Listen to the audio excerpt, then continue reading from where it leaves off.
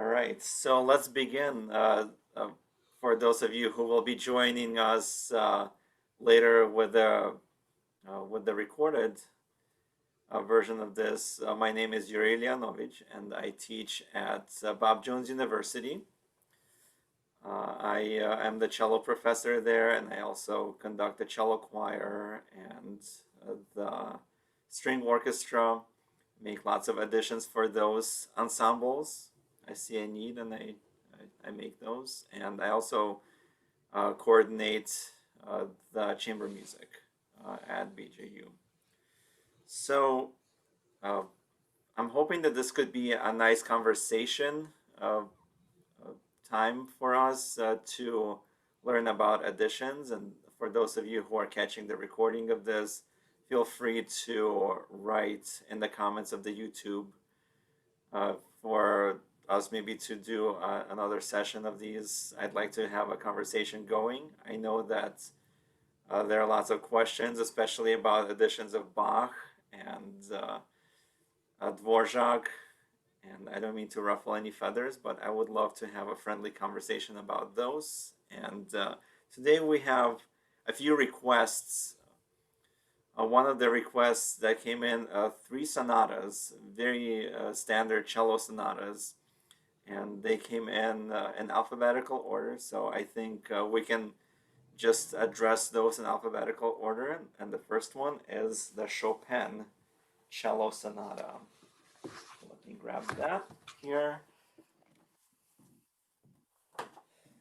I have two editions of the cello sonata by Chopin. I have the Henley, and I have the reprint, the Masters Music Publisher reprint. As you might see, it was edited by Balakirev, and that's kind of fun for me to see a familiar name. I don't usually associate Balakirev with editing Chopin's cello music, but here I have the Sonata and the Polonaise Brilliant, and this is a reprint that looks to me like a Peters reprint, just from the typesetting and the page layout. Looks like a Peters edition. There are a few other editions. You can get the first edition on IMSLP. You can also, if you're in the right area, you can get the Polish Urtext edition, or you can purchase it. It's a really great edition of the Chopin, very legible, very nicely laid out, has lots of notes. Actually, this Polish edition, actually called Polish edition, in Polish, it has a complete set of Chopin's works. And I have a few of those for piano, like the piano etudes. I think I have maybe the polonaises, really well laid out. So I would highly recommend that edition, even though I personally don't own it. When I learned the piece, I learned it off of the Henley edition. The Henley edition has really great notes too. When I say notes, I mean the critical commentary in the back. Most Henley editions have a critical commentary in the back and a very interesting preface. So you'll just dive right in and learn a lot about this piece, which I appreciate about Henley. I will say that the only time, just as a side note, the only time you won't see a Henley edition with a critical commentary in the back is when they have something like a complete edition of, let's say, Haydn or Beethoven, or I can't think, maybe, no, not Liszt. I think they're working on Bartok right now. So when they have a complete edition, they usually come out with a critical commentary, just a small, like a 5x8 booklet that has a nice preface and the critical commentary. But Chopin, they don't have a complete works for Chopin, so you'll find a preface and commentary right in the score. Another thing to keep in mind with Henley, for most editions, they actually have free of charge commentary and prefaces right on their website, henley.de. They have an English version of that too. So that's actually where I get a lot of my teaching material when I teach something like a string literature survey, which I'll be teaching again next year. Some of my curriculum comes from the Henley uh, prefaces, so my students read those. They're available in the preface. They're available usually in German, French, and English. So my students are responsible for reading those in English, unless they want to figure out how to read French or something. Maybe they're taking French class. Uh, one uh, one kind of pet peeve of mine about this Chopin edition, even though I love Henley a lot, I feel like they went through maybe a decade of changing their style, their printing style, and the cello music looks much smaller. I don't know if you can see it, but the cello music looks much smaller than, let's say, if I compare it, I'll be looking at Schubert's Arpeggione, which I'm sorry is very marked up because I studied it. So if you look at them side by side, I don't know if you can see any of that. You'll see that the Chopin print is smaller than the Schubert Arpeggione print, and that's just a pet peeve of mine. They're just of the cello editions. I've seen it on Beethoven's Triple Concerto. That's an edition that's just coming up straight to my mind, that they use a smaller kind of note head style maybe. So that's just a pet peeve of mine. The piano part looks beautiful. It looks very legible. It looks like the Schubert cello part. So I would highly recommend that. As far as errors, I haven't found any. I had a student learning it just about a month ago, and I did not find any errors in the cello part. It doesn't mean that there are not any errors in the cello part, but I did not find any. As far as the Beethoven, the Triple Concerto, I found a grace note that was wrong in there. It was just like an obvious glaring error. So that was fun finding it. I think I talked about having a little bloopers, taking pictures of bloopers and keeping them on my Google Drive. So that's one of them. So that's the Chopin Sonata. Also, IMC, the International Music Company, has a Fournier edition. I don't remember if that has Fournier's fingerings in it. Maybe it does. So if you're looking for just some ideas for fingerings, the Henley does have fingerings in it, but you might want to look at the IMC just to see what Fournier did. I'm not super against IMC. I think Leonard Rose did a lot of great things for them. So if you use IMC in conjunction with something like Henley, I think that's a great way to go. Likewise, with the Debussy Sonata, there is, I believe, a Pierre Fournier edition for IMC. But I own two editions of the Debussy Sonata. Another edition our library, university library, owns is the Bärenreiter. So same way, the Masters Music Publishers reprint of the Durand edition in the Henley. The Masters Music Publisher is as great in my opinion because they're so cheap. But that's also kind of a drawback for having a cheap edition. If you want to compare a regular edition from the time, we were just talking right before the meeting began. If you want to compare a regular edition from the time, this is not a Durand edition, but it's an 11 by 14 edition that you would have most likely seen in the late 1800s, early 1900s. you can see how much smaller the page size is. So in order to fit this on 9 by 12, or if you're printing it from your own printer on 8.5 by 11, you would have to make the music much smaller. So if we take out the cello part, it might look fine from just from the get-go, looking at the cello part, which you will actually find on IMSLP. From the get-go, it looks fine, but if you compare that Masters Music Publisher to the Henley edition, they're actually about the same size paper. So if you compare do kind of a 1-to-1,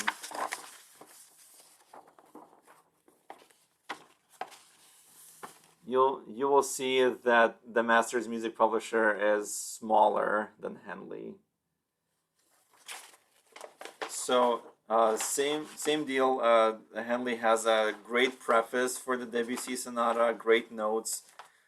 I don't personally own that Bärenreiter, but the Bärenreiter edition that our library has also has amazing preface on the A of the time, the pitch, the actual frequency of the A.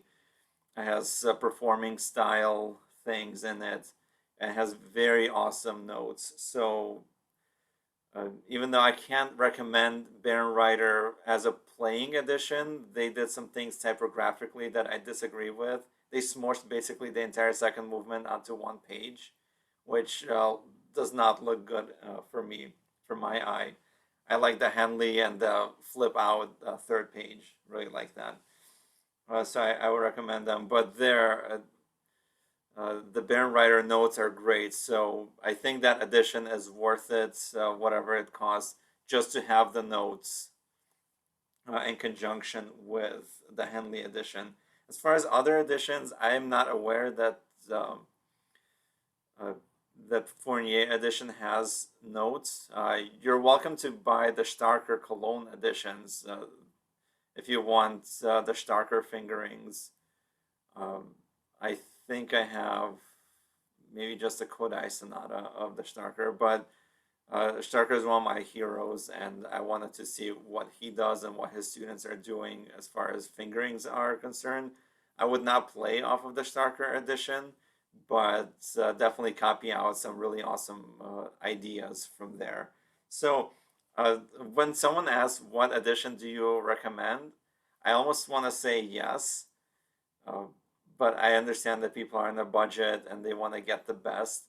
I just think that if you're going to learn a piece, you want to have as much perspective as possible. Like for example, I think these are Bernie Greenhouse's fingerings that I got from UNCG, the UNCG website. So I printed that on 8.5 by 11. I'm not going to use this edition by any means to perform from, but there's some really awesome ideas. And when I was playing this piece earlier this fall, I definitely looked into that. As also with the Debussy Sonata, I created my own edition to perform from, something that I like looking at. So I put in some fingerings, some bowings in it, but it's pretty much empty. And the reason why I create my own edition mainly is to learn the piece. If you are aware of composers copying by hand works, like Brahms copying out Beethoven's string quartets before composing his own. That's a really great way to learn. So I love to typeset my own editions and make them look just like I need them, just like my eye needs to see them. And I learned so much from entering the notes. And Yuri, could I ask a question? yes. I liked your comments on comparing different fingerings and different editions. How much do you find the Bowings vary as well? Between the editions, you won't find too many Bowings different between something like the old Durand and the Henley, or the old Peters for the Chopin, the old Peters and the Henley. You won't find too many of those differences because they're trying to keep as much as possible from those composers. When you're looking at something like a Leonard Rose edition of the Lalo Concerto, for just for an example, that's going to be very different because it's a performing edition. So for the Lalo Concerto, if you look at the Klengel edition and the Rose edition and compare them, they're going to be very different because those are performance editions. But if you get the Bärenreiter and the Henley edition and compare them to, I forgot who, I don't think it's Durand. Maybe Amé. I don't remember exactly who published the original Lalo. But if you compare those Bowings and just the Bowings, the way the slurs look, that's probably a better way to explain it. The way the slurs look on the page, they would be much closer to each other. So that's why I think it's so important to have a Henley edition and or a Bärenreiter if you like that, and get the Klengel. The Klengel edition is on IMSLP. The Rose is probably not going to be on IMSLP for a while because he just died. I'm saying just died, but just 37 years ago. So those are not going to be on IMSLP, but check them out from the library. I learned the Lalo from the Rose edition. I actually learned many pieces from the Rose editions when I was younger, so I have the utmost respect for what he did. And I happen to be working on the Lalo Concerto right now. What do you mean by a performance edition?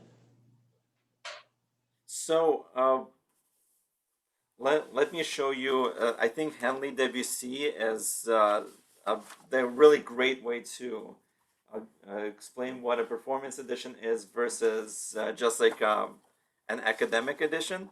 So one of the Henley comes with 2 copies. I remember when Henley did not come with 2 copies, and that's totally fine by me, but I'm glad that they're doing 2 copies now. So, for example, if we look at the first page of the Debussy Sonata,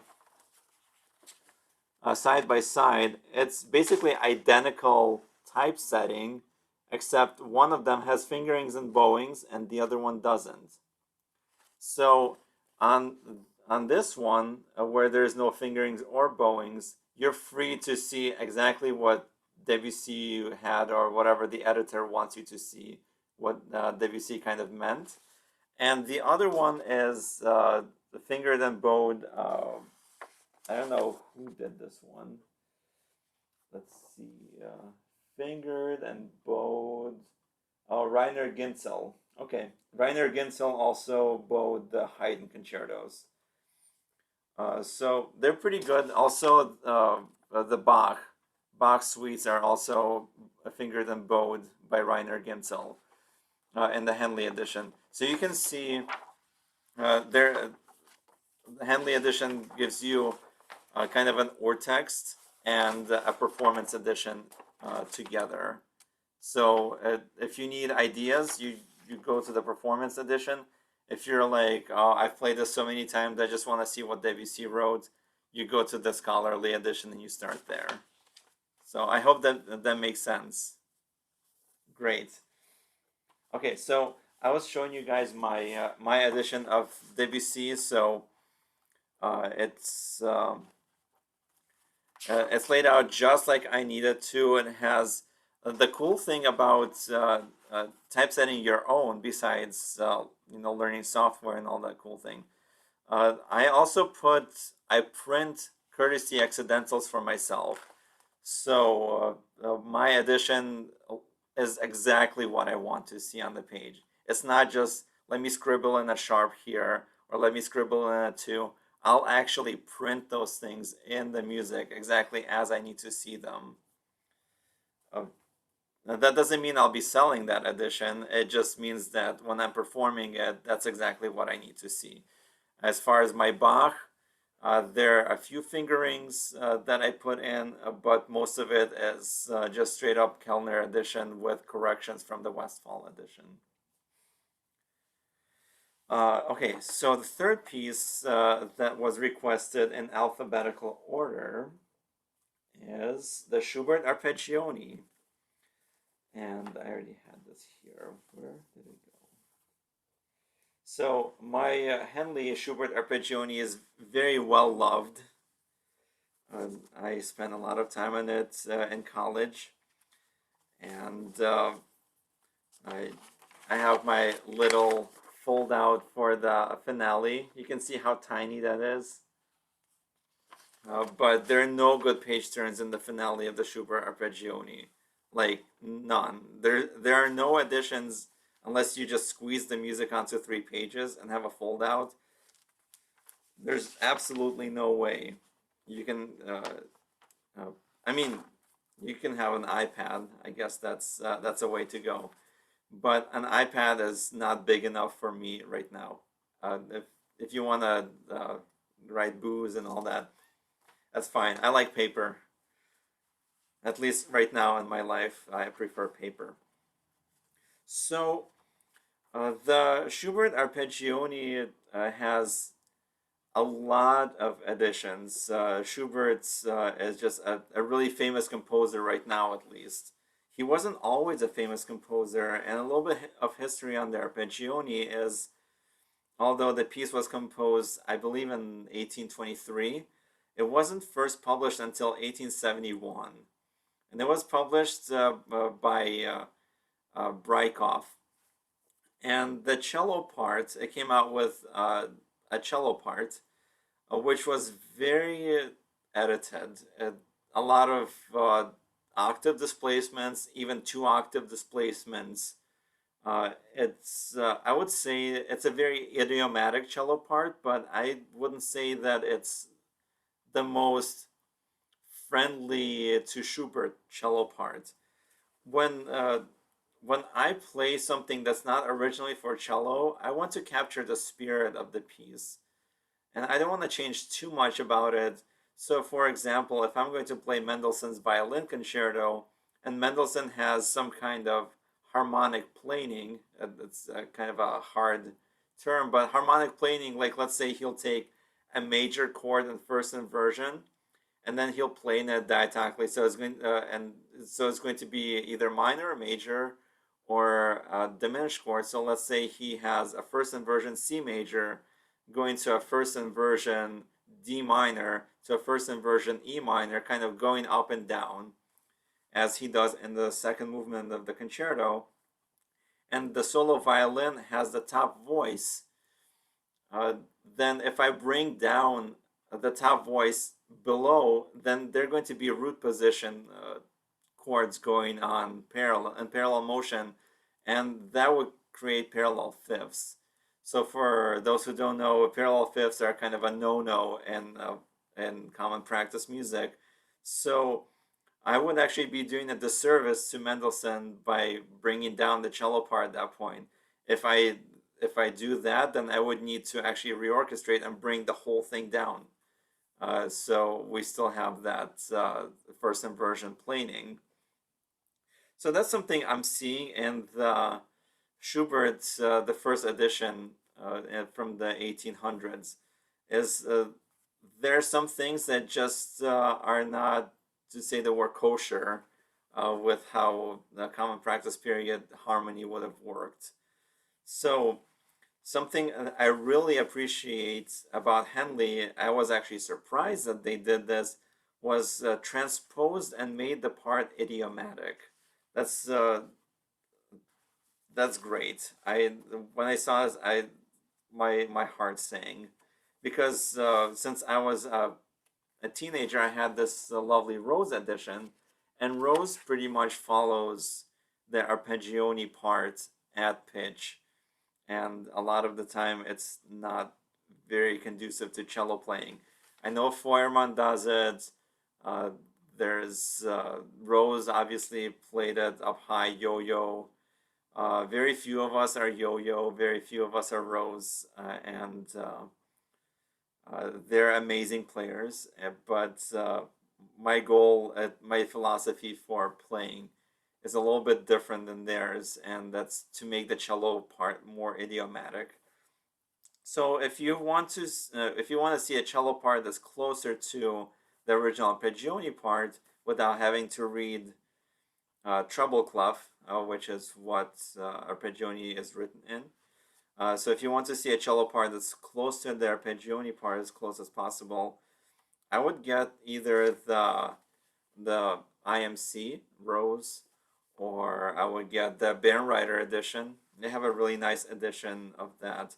And if you want to learn all that thumb position up in the stratosphere, you can, but I prefer the Henley edition, very idiomatic. I love it. As far as the piano part is concerned, I would not recommend the piano part from IMC. It has a few wrong notes in it. I don't know why they chose to go that direction of Breitkopf, but that's the way they went, and Breitkopf had some wrong notes, which they reprinted. But Henley and Bärenreiter piano parts are the best, so I would go with those if you're going to play the Schubert Arpeggione. I also have an edition of Schubert Arpeggione that is closer to what I do personally, as far as idiomatic cello part is concerned. So that's for sale on Sheet Music Plus.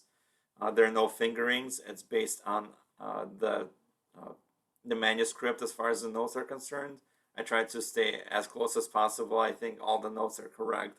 It's just where they are in the octave displacement. That's the difference. Also, another interesting fact about the Schubert Arpeggione is that it wasn't premiered in any form until the Schubert centennial of his death in 1928 by Gaspar Casado. It was orchestrated by Casado into a concerto, and it was then premiered. And a few years later, Feuermann was the first one to record the Arpeggione Sonata in its original form. So you will not find any Casals recordings or any Popper recordings or whatever. Whoever was recording in the late 1800s, early 1900s, you will not find their recordings of the Arpeggione Sonata. I did my dissertation on Casado, and I actually came across a pretty harsh review of the Arpeggione Sonata, saying that Casado was the only one who actually wanted to see that score because that piece is not a good piece. So I think it's a pretty piece. I would put the piece into the category of Haydn D, or like as far as difficulty, maybe Haydn C. So it's not a super cello friendly piece, but if you have the technique and the refinement to play it, by all means, I would recommend learning it. So those are the three editions that Garth requested. Another, I got a text about some Russian and some 20th century composers. So I've been dealing with Sikorski a lot. Sikorski took over the Soviet publishers and is now reprinting them. So in the Soviet Union, everything belonged to the government. Nothing was privatized. So the government was in control of printing. So if they wanted to take you out of print, if they thought you were an enemy of the people, then they took you out of print. If they thought your music was great, then it was great. So after the fall of the Soviet Union, kind of Boosey, kind of that whole conglomeration of companies took over the Soviet music. And now if you want any Soviet music, you have to pay an arm and a leg, either for Boosey or for Sikorsky. I think that's fine. There's so many mistakes in those scores anyway, and they don't correct them. They're just reprinting the old Soviet scores. But for example, I took out my two Shostakovich concertos with Sikorsky. So you'll see some, this says Sik Muz, and this says Sov Muz. Sik Muz, I'm assuming that means Sikorsky music, and Sov Muz is Sovietskaya muzika, so Soviet music. So this edition of the first concerto, and this is an edition of the second concerto. I got the second concerto edition of the Sikorsky edition before I got the first. I was playing off of the IMC edition before that, and I loved the paper. Like, I gotta say, I love this paper of the second cello concerto. It just feels good in the hand. Like, I can flip it so well. It's not glossy. The music just pops off the page. It's obviously a Soviet reprint, but who cares? It looks nice. It's a very quality edition. And then in the last 20 years, the Sikorsky went to this glossy paper. I don't know if you can see this, but it kind of reflects light in a weird way. Maybe you don't. I don't know if you can see that, but it feels like filmy, and if the light hits at the wrong angle, then you can't see those measures. Plus, they couldn't get it correct which concerto it was. So it says in German it says first concerto, but in English it says second concerto. You see my handiwork there, my violent pen. So, would I recommend the Sikorsky edition? Honestly, I wouldn't, just because of all the typesetting issues. But as far as the edition is concerned, you can actually get the IMC edition for a smaller price now. It's also Rostropovich. It has all his fingerings. It, I'm I'm sad to say that IMC has better paper than Sikorsky, but that's what it is now. But you're gonna get the same stuff, maybe even better with IMC as far as Shostakovich Concerto. Um, the uh, what else did they have? Like Kabalevsky's Cello Sonata IMC is better than Sikorsky. Like, if you have to get Sikorsky, yeah, I get it. But if you can get the same editor in a different edition, I would probably go that route. Um, for Shostakovich right now, especially there's a new complete edition coming out, and I had a blog post about Shostakovich's cello sonata. There's a DSCH edition, and it's right here. It's well worn, got some wear and tear marks. Unfortunately, it's printed on like 8.5 by 11 paper, and everything is just squished. And if you're looking for correct notes, this is not necessarily the most correct edition. Uh, I would recommend that you read my blog about that on my website to go in depth of the history of the Shostakovich editions. But there's a Leonard Rose edition with IMC that has just a couple of mistakes, like a clef mistake in it in the finale, maybe a slur, something missing, maybe a crescendo missing. So, in conjunction with the piano part, if you just go through the cello part with the piano part, I think you'll be able to catch those, like, maybe 3 or 4 mistakes. I would not discount the IMC edition just because it's IMC of the Shostakovich Sonata. The DSCH, I know it's very dear to a lot of people's hearts these days, and has been in the last 10 years. My edition, it says that it's edited by Rostropovich, but if you follow the fingerings and bowings and whatnot through the cello part, you'll see that Rostropovich doesn't play those. His students don't play those. So it's kind of like having the Rostropovich name to help you with the sale, but other than that, I I don't know. I think the old Peters and the IMC editions of the Shostakovich Sonata are great. I also wrote a blog about the Prokofiev cello sonata, how the Sikorski edition is just a big travesty with all the misprints. So I would also recommend either uh, the old what's it called? The old Peters edition or the IMC for that. I would not buy the Sikorsky edition of the Prokofiev. On the other hand, the Sikorsky, the Prokofiev Symphonia Concertante, do not buy the IMC edition. That's not a good edition. It's not a reprint of anything. It's a new typesetting with Nelsova. If you want to see what she does in fingerings, you can buy that, but I would not perform off of that edition. I would buy the Boosey, even though it's like $70 or $80 now. But I would rather have that. Or if you have a friend in Russia who wants to get you some Russian edition that's a reprint of the old one, they can spend 80 rubles. I don't know, that's probably like $2. Probably not $2, but it's definitely not $80. So that's pretty much my spiel about the editions that were requested. I would love to talk about other editions. We have about 25 minutes left. You can throw a piece at me.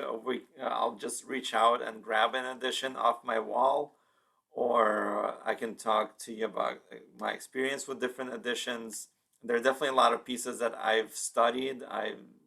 I've played through lots of editions, so I want to hear what you guys want to hear about.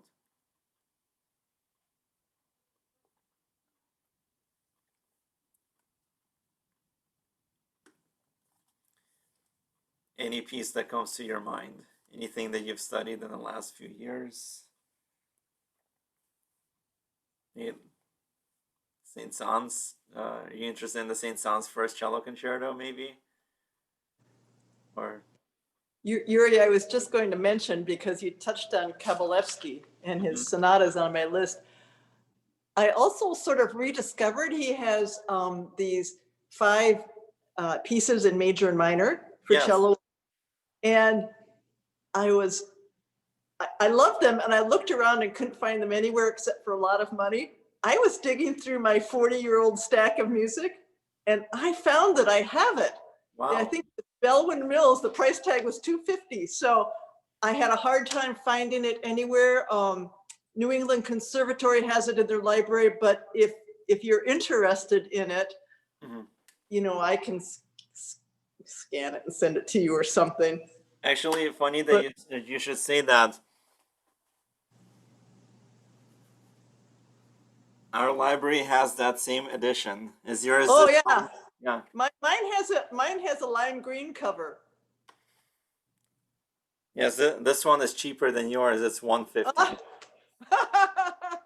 So there was a time when Soviet music was kind of a free for all, and people scanned Belvin Mills, which is kind of a subsidiary of Calmus, which went out of print now.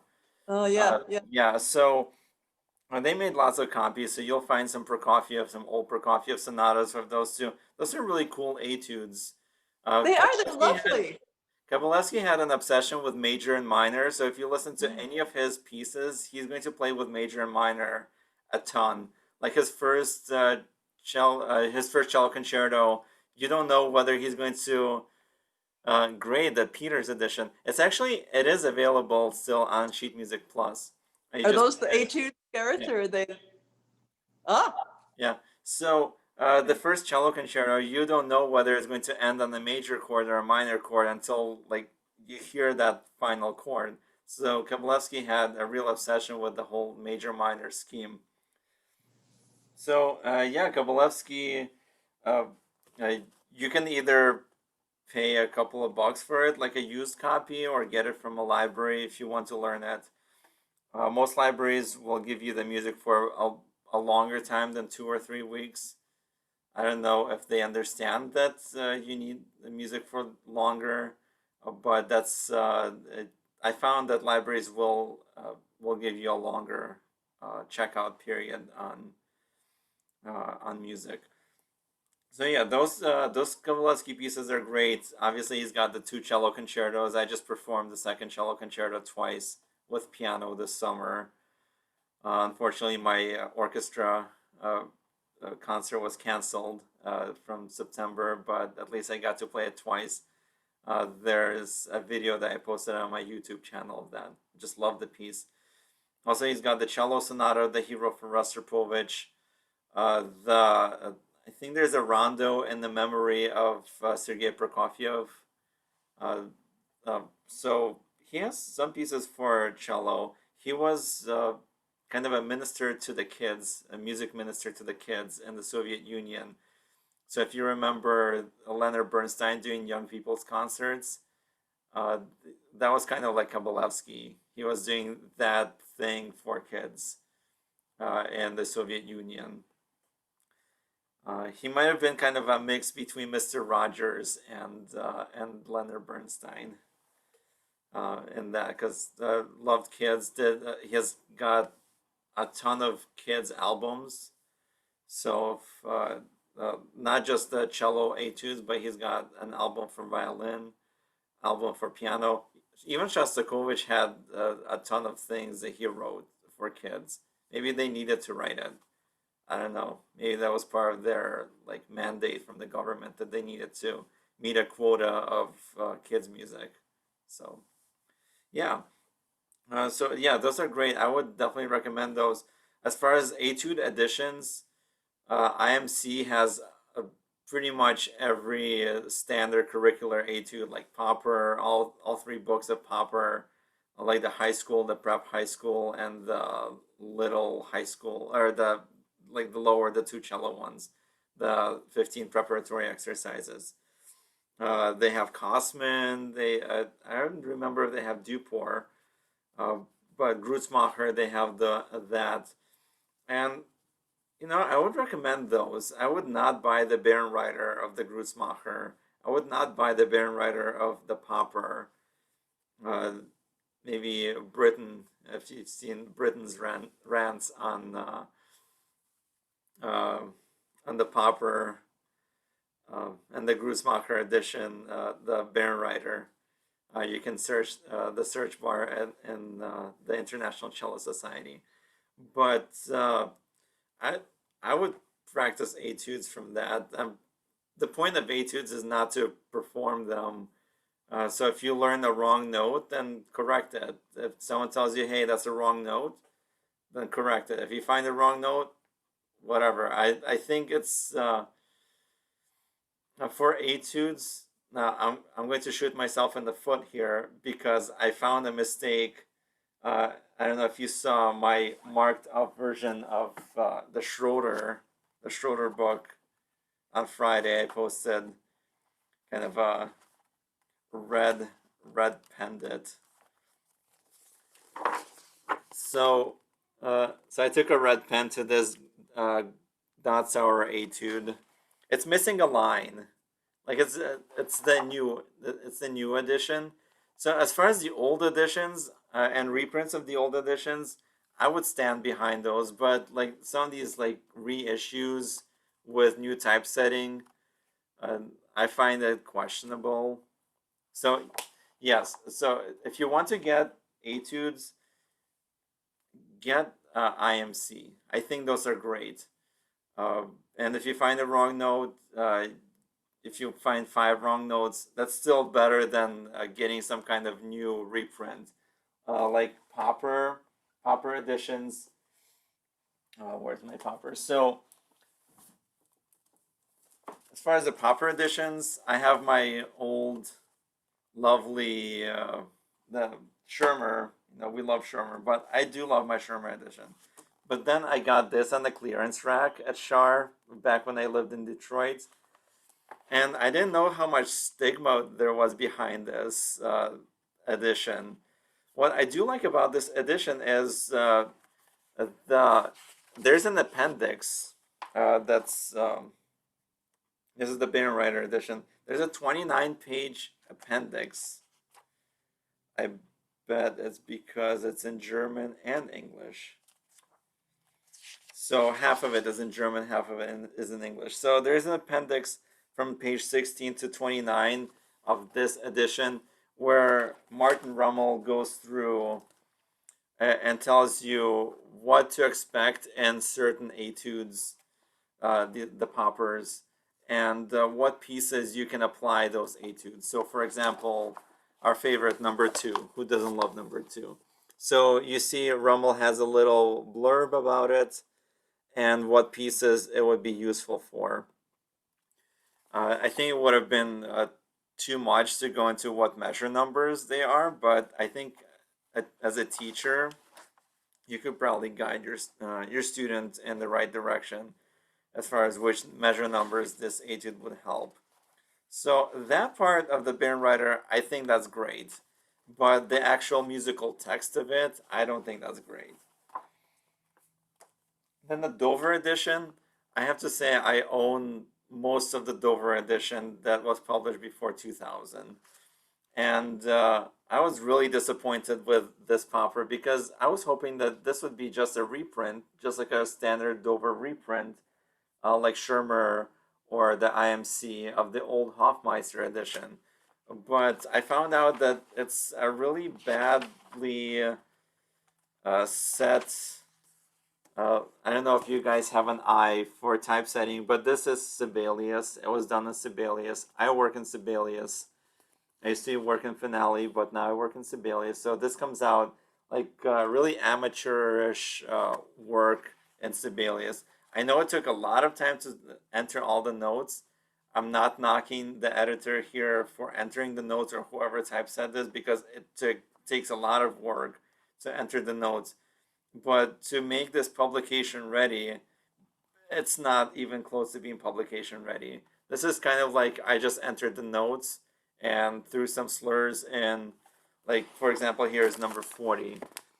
If you see the harmonics are colliding with the note heads.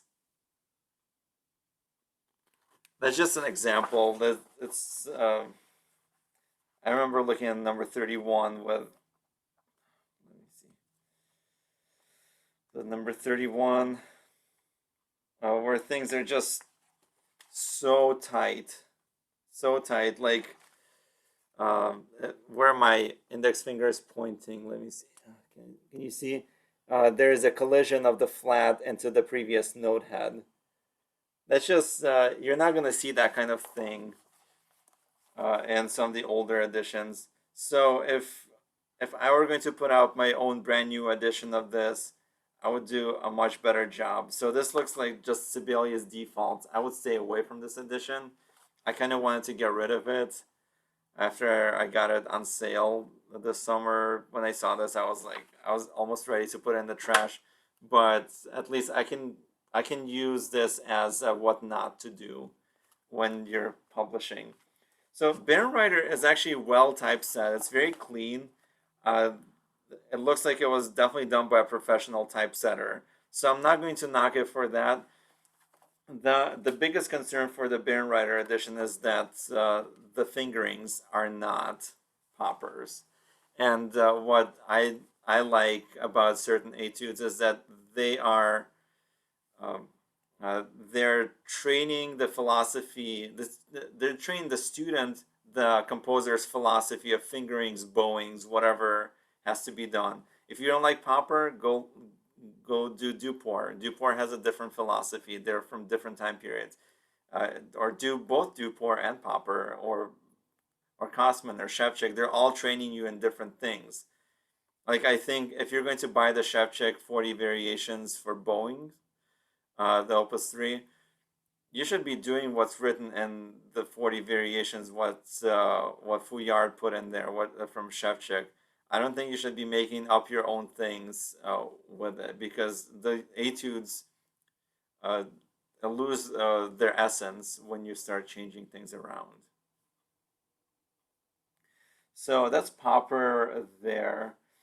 What else can we talk about? As far as 20th century editions, so for example, if we're looking at 20th century edition of like Dutilleux, Dutilleux is still on copyright. So, however you pronounce Ugel, that edition, that's the only edition you're gonna get of the Dutilleux, either of the concerto or the three strophes on the Name of Soccer. That's that's what you're going to get. Yeah, you're not going to get an IMC reprint of it because it's very much in copyright, and you'll have to wait until the music comes out of copyright to see any kind of corrections. Maybe there's some wrong notes, and that's okay. You'll just have to pencil the correct ones in. Or let's say Barber's cello concerto and cello sonata. Hal Leonard started the retypesetting their Barber collection. So they came out a few years ago with the violin concerto. I haven't seen anything from the cello concerto, but if you find note mistakes, like for example, let me grab my Barber.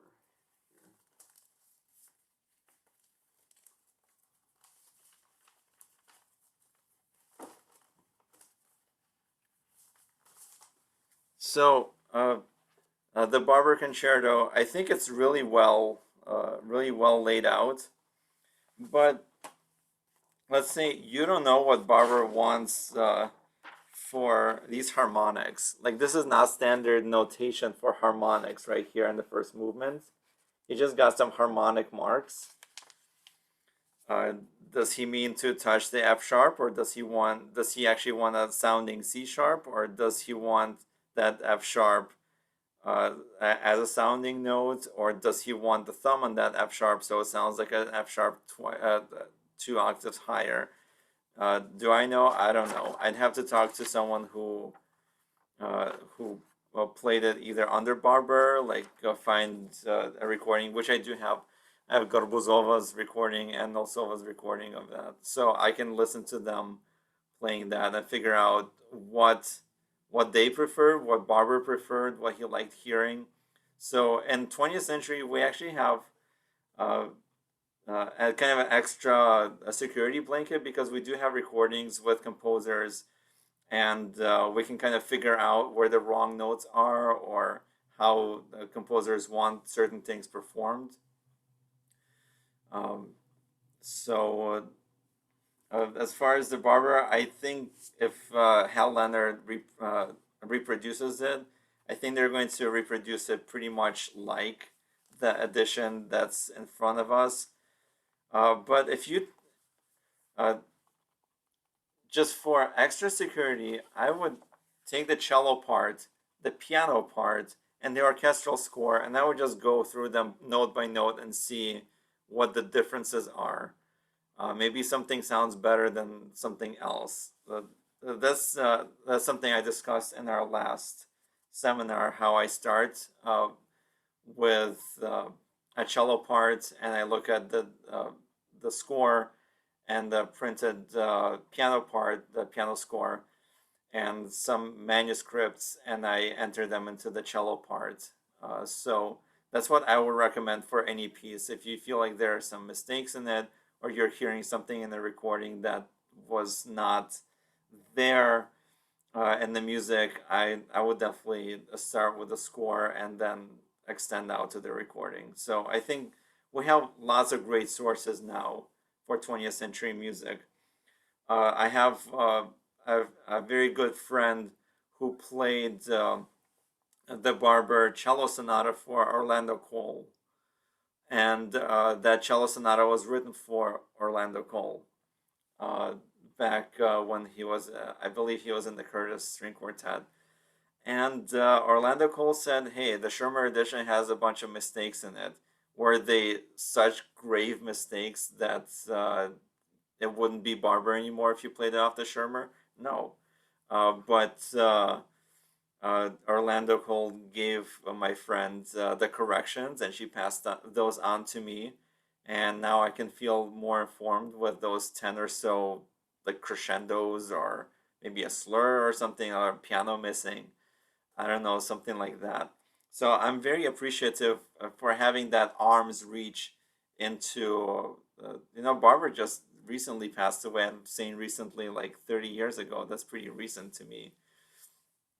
And so we can have that arm's reach back into history. So it's so close to us, just between recordings, between people who knew these people.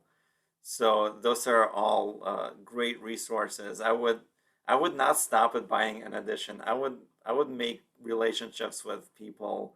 I would make friendships, collegialships, and learn as much as possible from them, especially if you're learning a contemporary piece or a piece that was written in the last 100 years. So that's kind of my spiel on the 20th century music. Of course, we have about 4 minutes left, but we can go past one if you have the time. And like Bach editions, what's the best Bach edition? That's kind of a perennial question. Uh, I I played off of the old Wenzinger Barenreiter edition for such a long time. That was kind of my go-to edition. And then I got the Henley. I really loved the Henley. And then I felt like making my own. I wanted to learn more about the Bach. So I made my own edition based on the Kellner and the Westphal manuscripts. Those I would say that those editions, the Henley, the Barenreiter, my edition, are more scholarly editions. If you wanted to get fingerings, you would definitely not want my editions, but or my edition or the Henley. I guess Henley does have that extra one, the Reiner Ginzel. So I have no problem recommending the Henley. Is it the most? Is it the most informed, like historically informed fingering? I don't think it is, but at least you'll start somewhere. I I used to love the Starker edition. I thought that was great. I love Starker's fingerings. Are they historically informed? They're not. But if you're looking for a place to start, I would definitely not start with the Henley edition. I would not start with the Barenreiter edition. I would start with a nice, good performance edition if you're looking for fingerings and bowings. And then add, as you're learning more about Bach and learning more about historical practice, performance practice, then get the Barenreiter like this this guy. Yeah. My students are not gonna profit from this. Like my teenage students, I give them this, and what are they gonna do? They're just going to look at it as if I gave them something written in Chinese, unless they're Chinese, of course. I don't read Chinese, so that was like if someone gave me a book in Chinese, I would stare at it almost like my students would stare at that Bach edition. So if you're looking for a Bach edition that's performer friendly, uh, get the Houseman edition, get the Becker edition. Do they have all the right notes? No, they don't. But one edition has all the right notes. We don't even know what Bach himself wrote. We only have the five sources. So I would start with a nice performance edition, and as you're learning more about Bach, then get the Henley or get my edition, or this lovely Christmas gift, which I think was a Christmas gift for me a few years ago. So uh, that's kind of my spiel on Bach. Dvorak, you know, there's a lot of talk about Barenreiter. That's great. Get the Barenreiter. It has critical notes. This little critical notes. I think it's great. I would not give it to a 13-year-old student who's learning Dvorak, but as a teacher, it has a lot of great things in it. But I would not discount the Rose edition because Rose was a great player. That was part of his curriculum, part of his repertoire. Sorry, but probably curriculum too. And he's got some very valuable fingerings in there that you can glean from. Starker, there's a Starker edition. I would not use Starker as a performing edition, but I would definitely look at to see what Starker did, what Rose did, what Willicke did. I think there is a Willicke edition. Um, there's so many editions that I'm not gonna go through them all, but I do have the Bernreiter, I have the Breitkopf, I have the Simrock, the original Simrock. I have the kind of the fake Simrock. Um, so, and there's just another plug for Henley. They're coming out with their own Dvorak edition in the next couple of months too. With I think it's Annette Opperman that is the editor for that. So I am kind of excited to look at it, even though there are so many editions already of it. So not to start any fires here, but there's the Bach and Dvorak. Beethoven, I do own both Beethoven sonatas with the Dalmar edition, and I have the Geringas edition, the new Henley, and I also own the old Henley. So those, I think those are great additions. I don't know which one I would use these days. Maybe I'd probably make my own edition if I was going to play Beethoven again, but the last time I played Beethoven sonatas was about 10 years ago, and I used the old, the Navarra Henley editions for that, for the second, fourth, and the fifth sonatas. So, any other questions? Garth, what are you learning? Are you learning something these days? Well, one that comes up that this conversation brings to mind, the Ginastera Pampeana, Mm-hmm.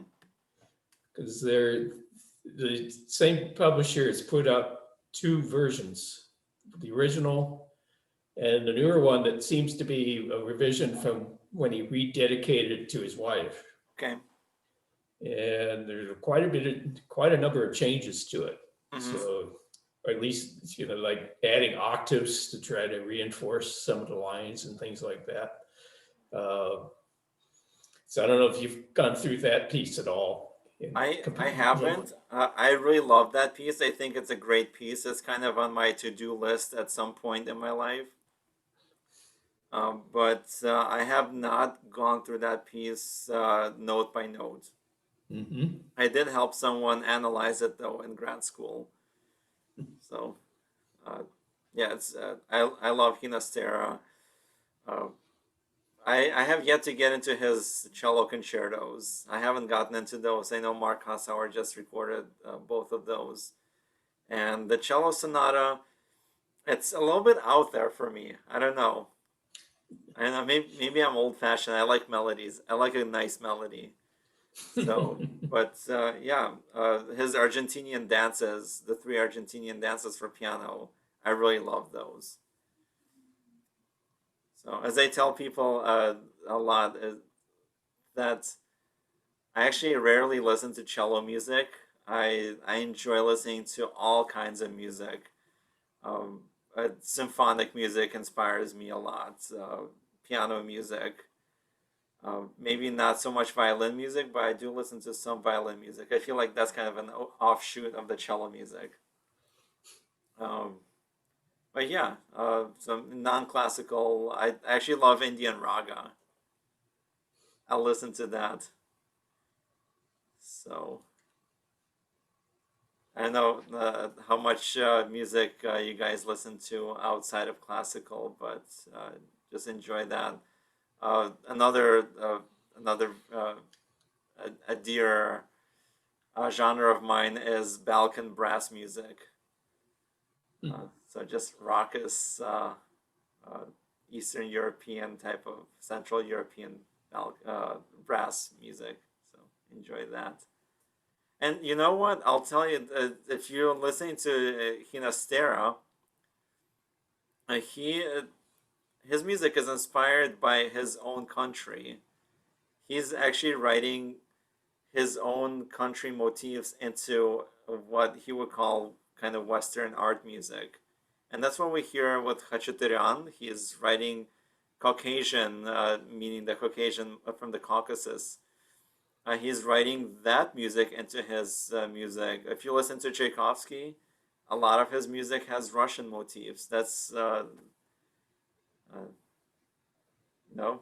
get inspired by something outside of your circles. even though we love the Dvoraks and the Beethovens and the Bachs. But what would you say? As far as the Ginastera de Pampeana, uh, how would you approach learning it? Is there a preferred version that you have? Do you like the first version versus the second version? Um, yeah, I think it works a little better, but it's it's really not changed that much. But like I said, it's like adding some octaves in the newer one. Yeah, I think I suspect that his wife was trying to deal with some of the balance issues with the piano. That might have been what she was trying to do. Uh, so I would say, yeah, it's one of those things where I try to get the old one, and because I think that's out of print now, Hmm. and then be able to decide what you want to do comparing the two.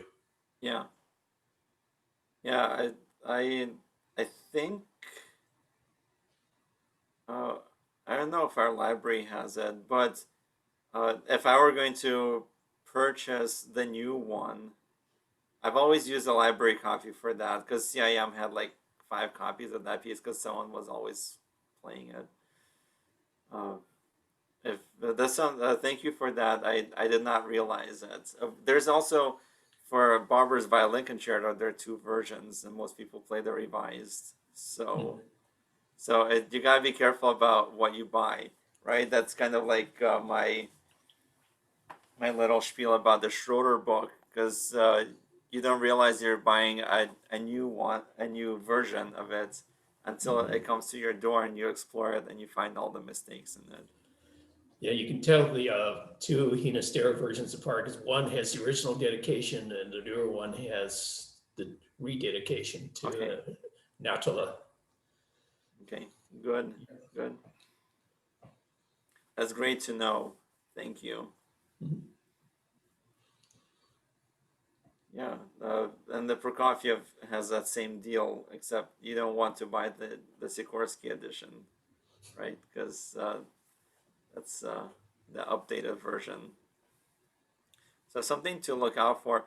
And during Shostakovich's life, the sonata it came out in 4 different editions. So if you get the Shostakovich, like their first edition, which is probably going to come out of copyright in the U.S.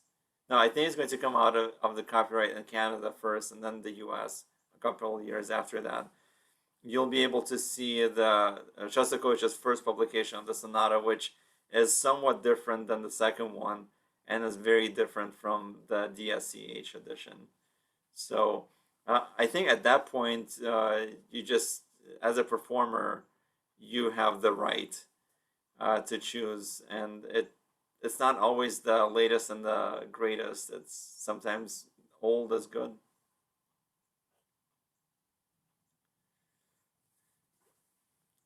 Doman, would you like to uh, ask something?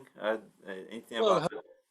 um, I don't play this cello literature so much. I play earlier music, and I also play cello, but it's usually continuo. But I'm very much interested in the editions. Have you? I don't know. You haven't mentioned the Brahms. Have you looked at the new bandwriter editions, which have so much commentary and so on, and like informed fingerings? Yeah, I haven't looked through the Bandwriter myself. I did have a student purchase the E minor sonata. I do have uh, the ones that I use over here. I use the Wiener Urtext for number 2. That's something I have not talked about. Wiener Urtext is a subsidiary of a Universal Edition, and it's top notch. For Brahms, they have a few Brahms editions. They have a few Schubert editions, but they also have Vivaldi cello sonatas that I really love. And I was, Vivaldi. This is in your kind of in your ballpark. Vivaldi is something that you learn as a kid, the Vivaldi sonatas, but I think this edition uh, is really really good, and comparing it to the Bärenreiter edition of the Vivaldi, I think it's in a league of its own. I have not found any mistakes in it. Just really well typed sets. Everything breathes on the page. I feel like the music just allows me to take air in. But yeah, I don't like knocking Bärenreiter because they do so much great research, and for something like Brahms or Vivaldi sonatas, for sure, uh, if you want the critical commentary, that's the way to go. But as far as the Brahms is concerned, there are definitely notes for performance in the back of the um, Wiener Urtext and critical notes here. They might not be as extensive. There are 2 pages of critical notes. I haven't seen, like I said, I haven't seen the Bärenreiter. Maybe they have a longer list, but the Wiener Urtext has some great critical notes. For the first sonata, I've used the Wiener Urtext before, but the one that I own myself is the Henley edition, and I bought this at a time when it did not have critical notes in the back, uh, and I believe that the new edition does have critical notes in the back, and they might even have critical notes on their website for free. No, So I agree. I would always go for Henle or Universal, mhm. Universal, because it's so much nicer, nicely produced. I like them much better than the Bandwriter. Mm-hmm. I Um, it uh, Henley to me is like artwork. yeah, I feel like they put so much attention and uh,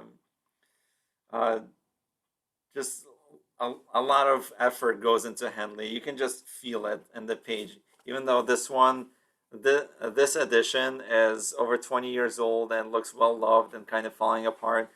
But the pages and this music has been used by pianists and by myself also. But the pages are the paper is so great. I talk about paper a lot. I don't know. no. I mean, you're right.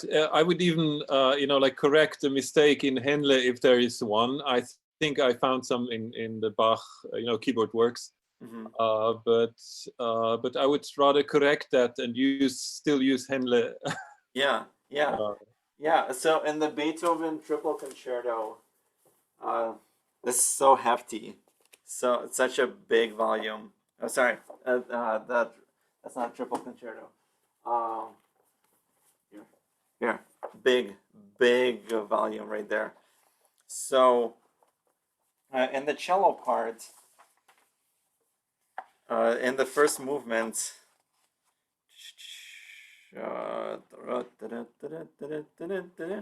right on the top of the 4th page. I don't know if you can see it. Right on the top of the 4th page, there's the first note, which is a grace note. It's a G natural. It used to be a B natural. It just popped out, and so I'll correct it. That's fine. I would rather use this though than the Bärenreiter. There's just I love the feel of it. I love the way it's laid out on the page. It's uh, but uh, but as far as the critical commentary and as far as performance practice, I love what Bärenreiter does. So even though I would not use Bärenreiter to perform from, I would definitely purchase the Bärenreiter edition to learn more about the piece. I feel like that's like the new textbook instead of getting a compendium or uh, uh, one of those Reader's Digest books or one of my curriculum books is the Melvin Berger Sonatas for 2 or more instruments, or made for one or two instruments. I think it's one or two instruments. That's the curriculum that I use for my string literature survey.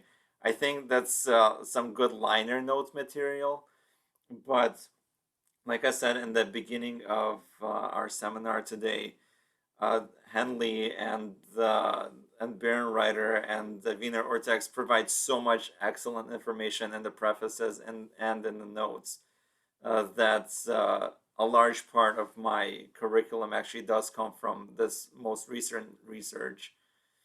And I would definitely, if I had a choice of reading like an old, like a Melvin Berger type of book, or your latest discography book, like one of those thick volumes by Alwin, going through different pieces, or a Henley preface, I think I would definitely want to read a Henley preface, or a Bach, sorry, not Bach, a Bärenreiter, like um, oh, right here, the this text volume. Like, this is great. I would love to just sit there and read this. So, and I'm sure, Domen, you probably feel the same way, that you love reading the.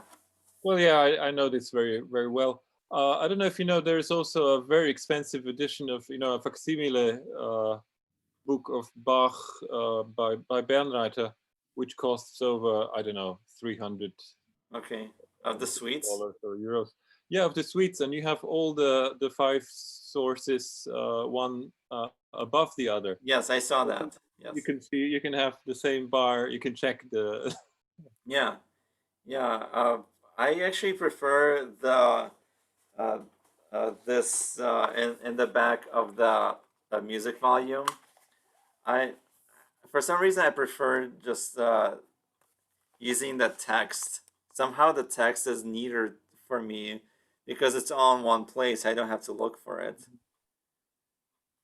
So yeah, yes. Well, I also, of the Bach, I have the also the Universal, Wiener Urtext, and the Breitkopf.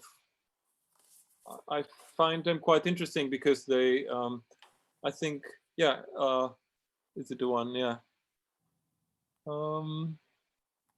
I suppose so. I have a different one. The Breitkopf is a different one. Who's the editor? Sorry. The editor is I forgot her name. Kirsten Beisfinger. Yeah. Okay. Yeah. Yeah, no, that's the one. It's the one with the facsimile that comes in the back. Yeah. And with a lot of material, reading material in the back also. So I think this is different. I think it takes into account differences between the Anna Magdalena's copy of the violin partitas, and so it tries to somehow to reconstruct what was possibly Bach's original that Anna Magdalena copied from. At least I remember it was something like this, and the Wiener Urtext is the Kellner, should be more more based on the Kellner edition. Sorry, manuscript. Yeah, the Wiener Urtext is based on the Westphal and the Treg. Oh, okay. Yeah, sorry. Yes, and so the Breitkopf Urtext of the Bach and the Henley Urtext of the Bach are based primarily on the Anna Magdalena. I know. I've met Rainer Ginzel. Oh, you have? By the way, yeah. Is he a good guy? Yeah, he's nice. He spoke about the suites, and that he was co-editing this with somebody. I think he's not the main editor, and they said that they really had to go back to the original manuscript. Not, they couldn't see everything from the facsimile or whatever they had. They really had to go to Berlin and to look at the original. Okay, yeah, Egon Voss is the other editor. Yeah. Well, he teaches in Munich at the Hochschule. Okay. Yeah. I just wanted to comment because you showed some Vivaldi. I think the editions are all fine as far as notes are concerned, but I wouldn't be so happy about the continualization. About the Wiener or about I think both, Ben Reiter, you mentioned also. yeah. Yeah, I think it's a basic problem with continuarization. I don't know if you're into this, but My wife is. She's a harpsichord player. okay. I think there are very few realizations which somehow make sense. For example, there's this guy Klaus Hoffmann. Mm-hmm. He makes realizations. I mean, he's a musicologist, but his editions have realizations which can be played more or less as they stand. Mm-hmm. And also Breitkopf has some Bach editions which are okay, I would say. But otherwise, it's very bad. I think people just put down what they feel and they don't really know the style. I would say they don't know the the continued realizations from the period or the treatises. Mm-hmm. And then the realizations are very. I mean the very obvious thing is that they get very thin. There are very few notes, just like two voices in the right hand. Okay. Yeah, and that's so. When so my wife and I played a couple of Vivaldi sonatas last year with organ, and I gave her the Wiener Ortex, and I just let her do whatever she wanted. I don't think she played all the notes that were on the page. Yeah, of course. But if you give that to a pianist or to somebody who isn't used to realizing the bass, then it's a different thing. Of course, a harpsichordist can use anything and still play. But it would be I used to look for editions which would be interesting for me to learn from, even that I would see that somebody has thought about this and found solutions that I wouldn't come up so quickly. Mm-hmm. But I there's a lot of disappointment there. Yeah, for sure. What do you think of the Mali Piero realizations? Oh, I mean, I really like the any of the which music do you think generally or Well, for Vivaldi is either the concertos or the sonatas. Do you like? they're not very. I don't know the Vivaldi. I think they don't make much sense. No. I when my wife and I were playing, so we were invited to this house. It's called I think the Carolina Keyboard Museum, and it houses a ton of old the late 1800s piano there, like a grand piano, and they invited us to play a historical harpsichord to play to play Vivaldi sonata, and we played number 6. She played piano. Sorry, not piano. It's harpsichord. Sorry. So we played that, and we were invited, I think, like a week in advance. So she didn't have time to prepare. So I gave her the Mali Piero without knowing of what was there. I needed an edition quick, so I got the Mali Piero edition of the B flat major.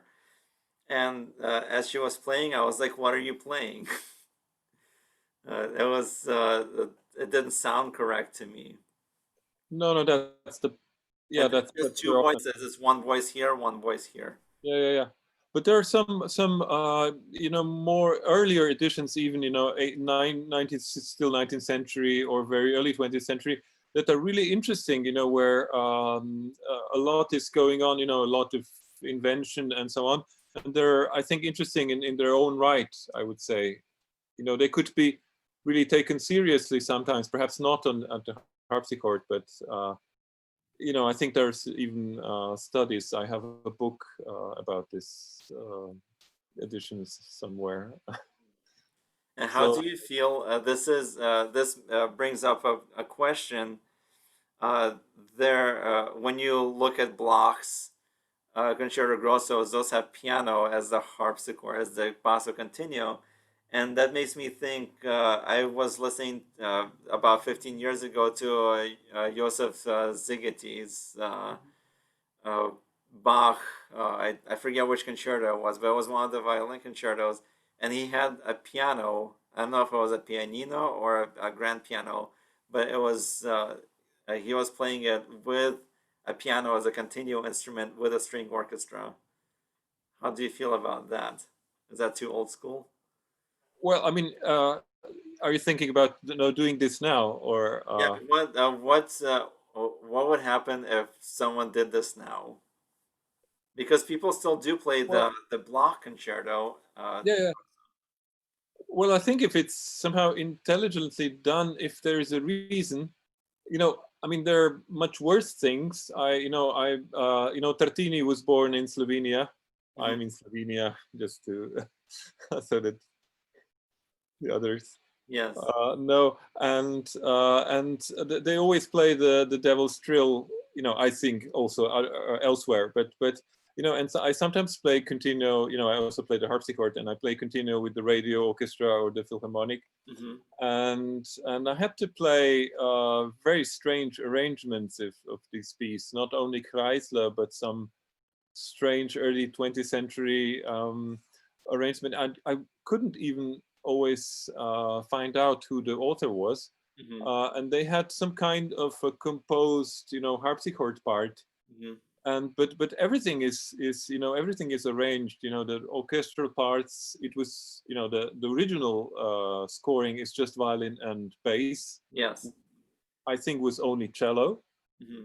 When normally, I mean, one could play with with harpsichord, but I think Tartini would perform this with just cello, and he never wrote any figures, and Hmm. and there's much evidence that the normal thing was just cello, and I tried to play what's written basically, even if the harpsichord, it was like a historical harpsichord. It should have been some kind of revival, uh, mid 20th century harpsichord, which they actually have at the radio. I think it's just important that people know approximately where to put things. Hmm. They don't think okay, let's program some Tartini and then have this strange arrangement, Hmm. which is a complete misunderstanding. I mean, and there has to be a reason. I was asked the beginning of this year, they had a small Baroque festival at the Philharmonic, and they asked me to advise, basically to make a new program for that. They weren't very happy with the program they had, and there was some trouble with the man who made it. And the first thing I did was I thought, today, if they have a Baroque festival, they shouldn't perform arrangements Hmm. which have which are just because people don't know, and they just take something that they found in the archive. If it's an arrangement, they should choose it, very consciously, and know why they want this arrangement. And the first thing was I threw this all, everything out. That was, there was like an Albinoni trombone concerto, and the Tartini trumpet concerto, which is of course a violin concerto. And then there was some, the third gamba sonata, Bach, arranged by Despal. Oh wow. I think I'm not sure if I think it's a cellist, yeah, because Yeah, his you're the brother cellist. was a conductor. I also knew his brother. Hmm. But I think and he arranged it as a double concerto for violin and cello Hmm. with orchestra. Yeah, And but that would make sense for that piece because it's so orchestral anyway. It's got the yeah, ritornellos in the first movement. there are some arrangement. Well, this would be perhaps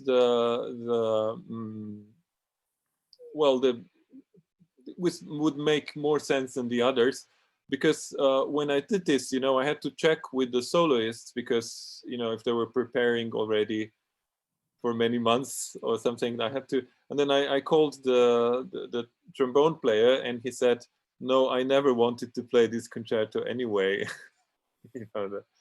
The Albinoni, and the same with the trumpet player. We found then an original piece for trumpet. But of course, if this wasn't a Baroque festival, if there was any, some reason to do a certain arrangement, I think it all makes sense. You have an early 20th century version of something, of Baroque music. Mm-hmm. I don't have anything against that. No. Yeah, And we with played. you asked about piano, I think there must be some, some arrangements which are planned with piano. Mm-hmm. I suppose. This past Sunday, I did a service at a Presbyterian church in town, and we played for we played about half of Corelli's the Christmas Concerto, and it was an early 20th century Peters edition that said like Sehr Leidenschaft or something like that, and it. So does that mean lots of vibrato? Do we just really squeeze that ketchup bottle on that uh, vibrato on there? And we all played in good spirit. We played it very informed, in an informed way with an organ. But it was just hilarious to see all this like fleecend and just very Malarian markings in this 1913 Peters edition. So